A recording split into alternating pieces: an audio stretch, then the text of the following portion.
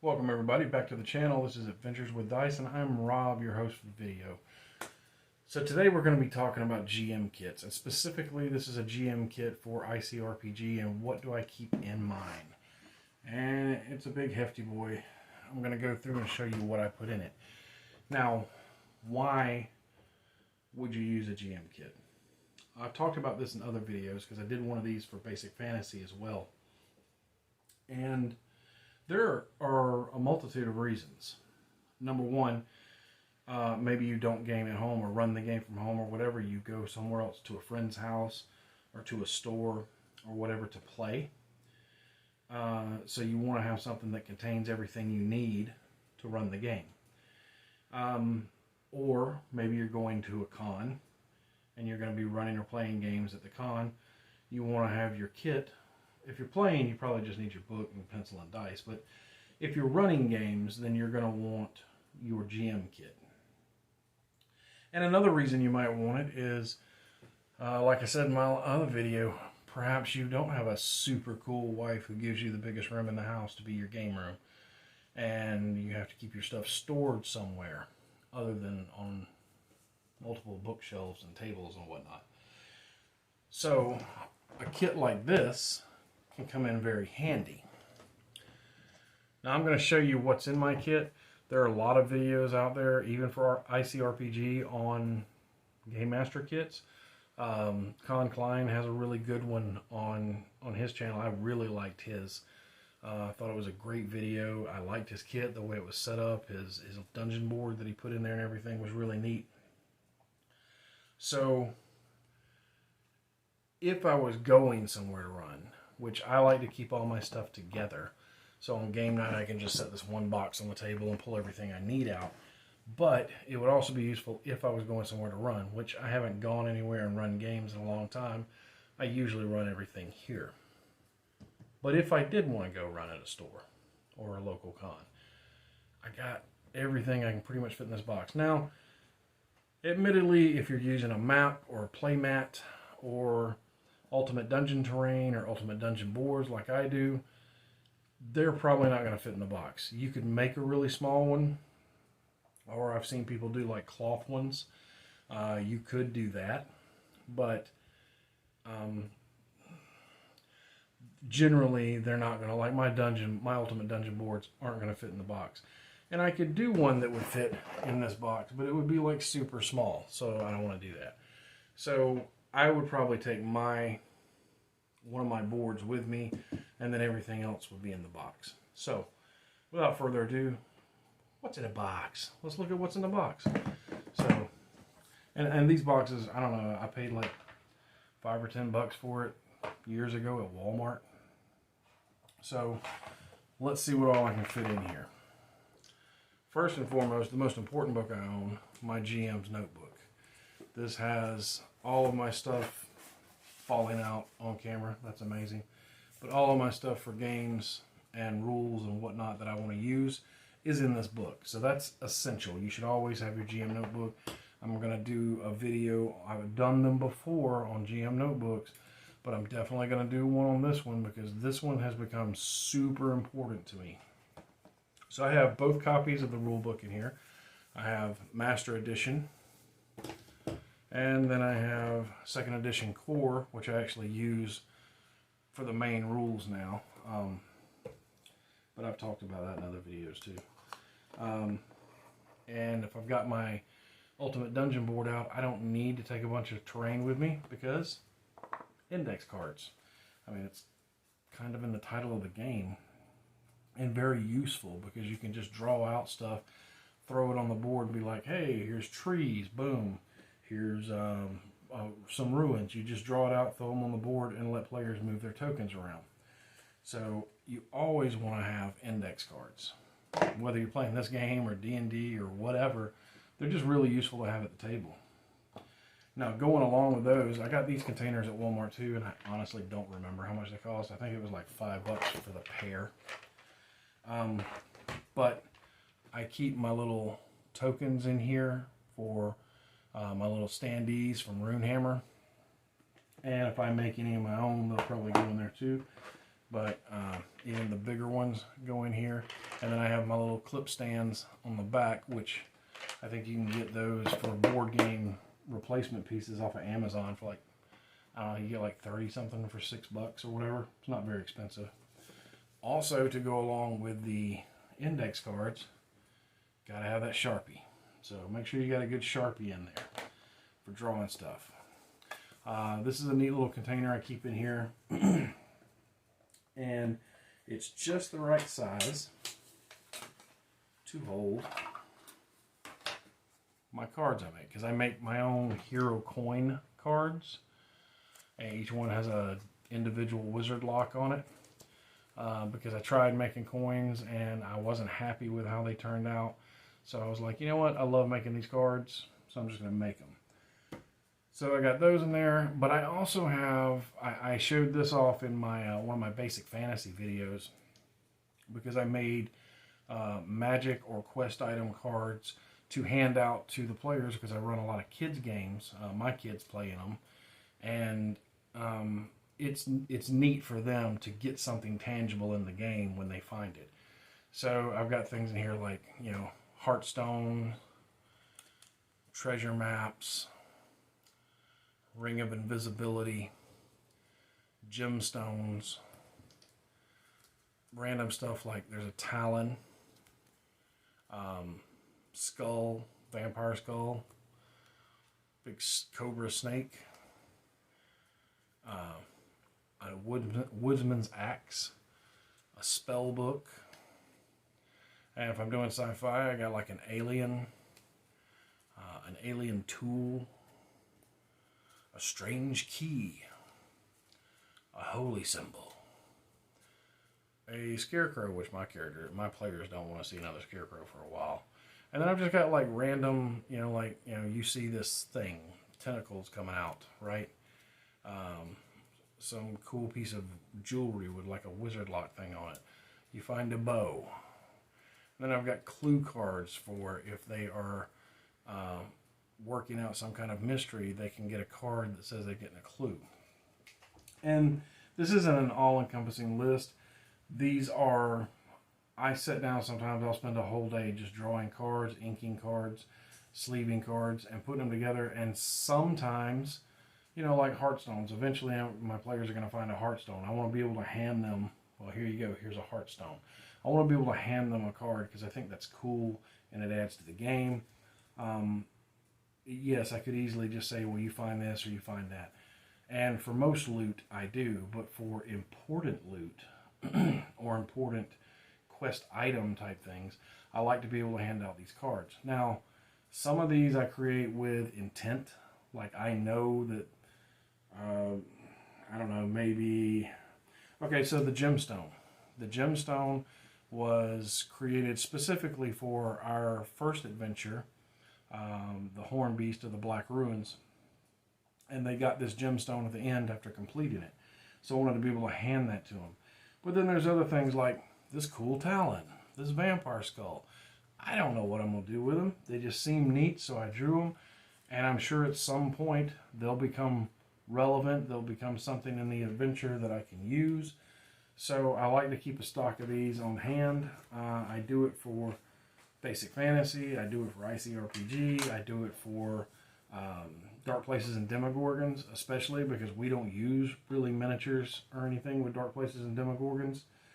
I just like to have stuff to hand out to the players. And they really dig it too. So my next thing in here, this is also something I made, and I showed this off in another video because I didn't want to buy a giant D20. I made room target number cards, okay? And they have the target number and easy and hard, +3 or -3 on here. And just laying that card out where everybody can see it, it seems dumb, man. I gotta tell you, it seems like, okay, well, letting everybody know that what the single target number is for the room doesn't seem like that big of a deal. But I'm telling you, like, after using it for a while, it is. It does speed the game up exponentially. And just because players don't have to think about, what is the target, what am I going to have to roll to get this, and trying to figure out stuff in their head, they know long before their turn ever gets there, I need a 12 to do what I want to do. And they can go ahead and be prepared.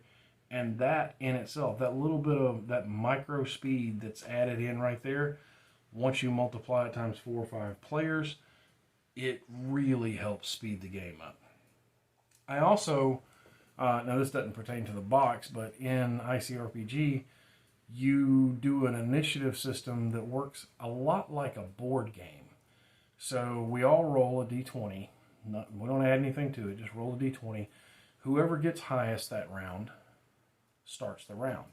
And I have this figurine that I set on the table that I'm going to make something cool eventually to replace that. Maybe a cool wizard lock or a 3D piece of terrain that I can set out there. But for right now, we've got a globe with a skull in it. Because, you know, skulls, they're cool.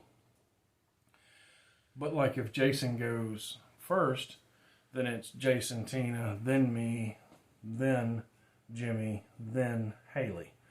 But then the next turn, I might go first, and then it goes me. It just goes around the table from whoever went first.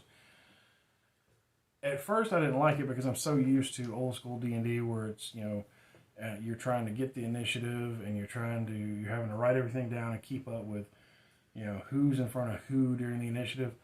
Believe it or not, doing it this way also dramatically speeds up the game. The players know when their turn is coming every round. They don't have to ask. They don't have to look over on a sheet to find out. They know, okay, this round I go after him, or this round I got 2 more people before I go. It really does speed up the game. And most board games play like that. So it's not really that foreign of a concept. It's just kind of a foreign concept in role-playing games. And it's one of those things that I now wonder why we didn't do it like this all along. I understand there's some people that don't like it and may want to do the regular initiative system, but I hate regular initiative systems. Having to do little cards or magnetize sticky dry erase things or writing it out on scrap paper and changing every turn who's where, when we can just take one item and, okay, that Haley went first, so I know that I'm going next to last because it's going to be me, then Jimmy, then Haley. Just my 2 cents on that. I really like it. So the next thing I have in here are these cards I made. I make a lot of cards, but these I didn't actually make. I just printed them and cut them out. But I took the PDF and I printed all the monsters out from the PDF. And then I cut everything out and I've just got this big stack of them. And all this allows me to do is when I know that I've got an encounter coming up that's going to be scarecrows and skeletons, I pull these 2 cards and I have them sitting over here in front of me and it has all the information on there that I need for these 2 monsters. It's right there, which is great because I'm not having to save my place in the book or flip through the book or whatever. Some people don't mind doing that, or some people are playing off a tablet and they can just bookmark the page and have it real quick. And if that's the way you like to do it, that's cool. But for me, this is a huge time saver as well, and it saves on space. I really like having my cards. So I did print all of the monsters out and cut them out. And I keep those in there because it just makes it faster. Alright, so there are 2 more items in here.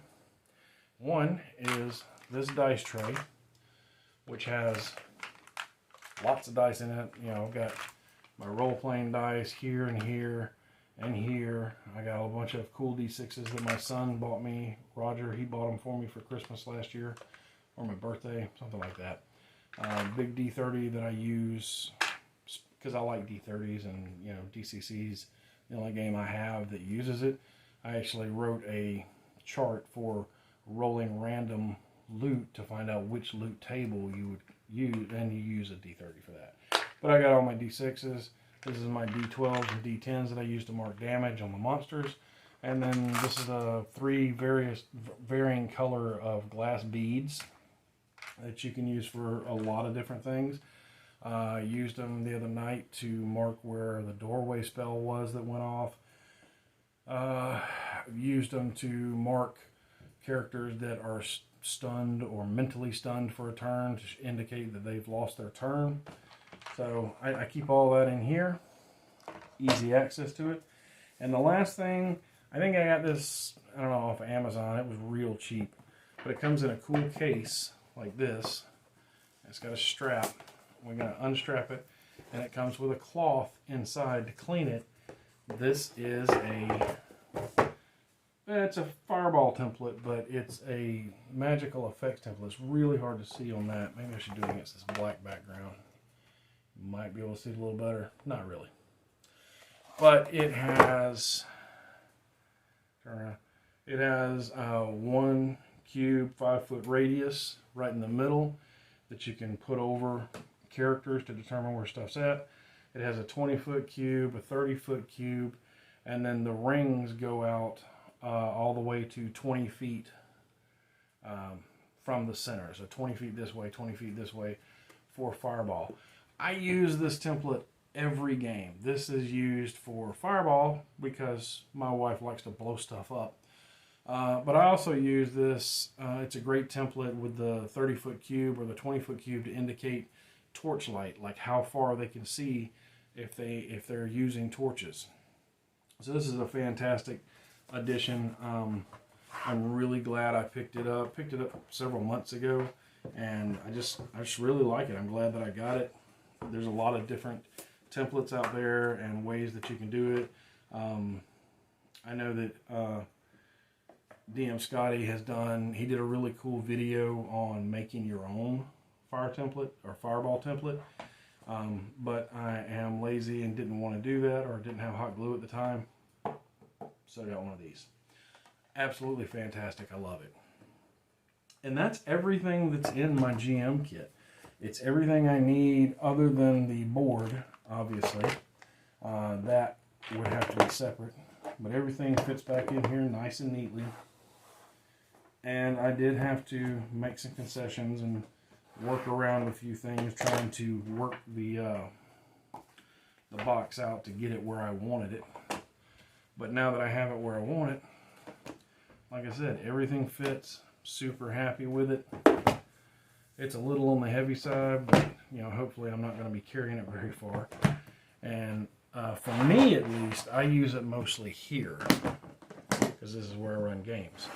But like I said, you can get one of these boxes or something similar to it at Walmart or Target for a few bucks. And they're great for storing stuff for your games. I always have people ask me about stuff like that. I've had people ask me about some of the crafting stuff I do. I know some of you ask about that in the comments, and I will try to do some crafting videos. They generally don't do good on my channel. They don't get very many views. I don't know why. Like I said in another video, I think people come here more for game and game theory and review stuff and to hear stories and my sexy voice. I think that's what they come for. Because I've done a few painting and crafting videos in the past and they just haven't done a whole lot. But we'll see how it goes. I may get around to doing some crafting videos.